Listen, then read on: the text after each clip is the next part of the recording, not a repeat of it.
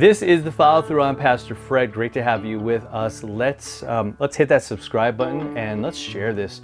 How important that is for us to bring this to somebody in our lives. And what we're doing is we're listening to God and we're following through. We're living for Him each and every day. Today we're going to be in Isaiah 41 verse 10. I want you to grab your Bible, grab your phone, however you read that, and let's look at chapter 41 verse 10.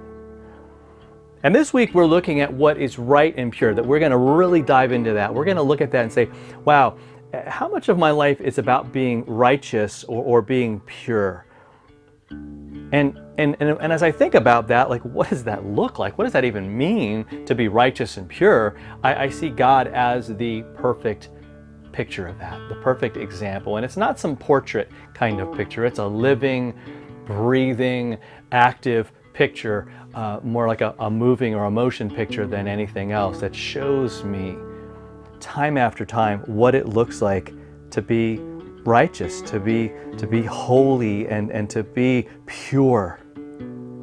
And so I want you to have in your mind, as you look at this passage, like, this is your reality. Like, this can be this was spoken for you.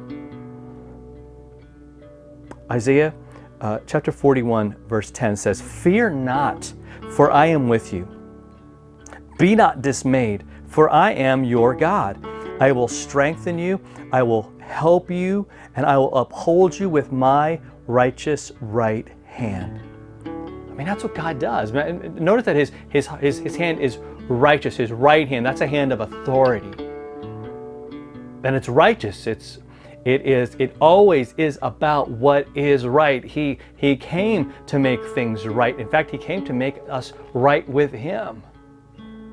So these weren't just words saying, hey, hang in there. I mean, the people in Isaiah's day had it really bad. They had really blown it.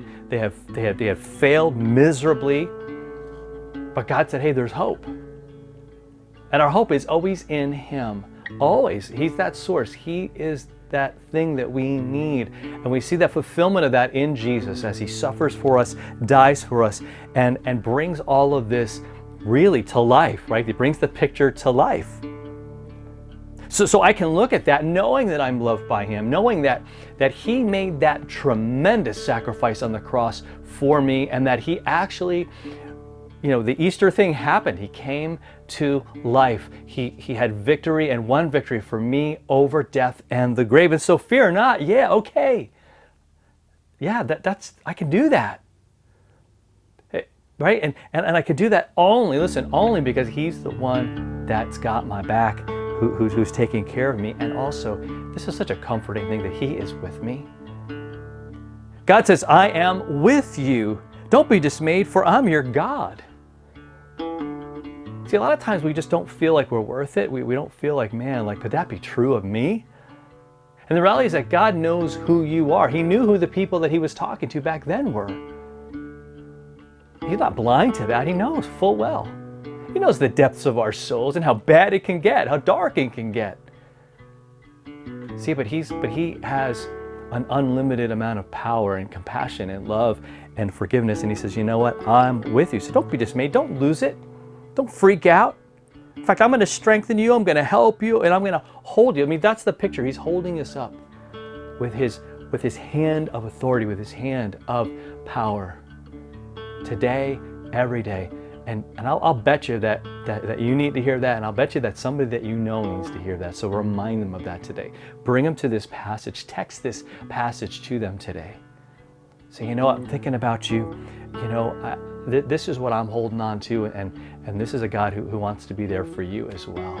How awesome will that be? I pray that helps. I pray that just changes somebody's day and maybe even their eternity, as they know that God is with them, He is for them, and that He loves them. All right?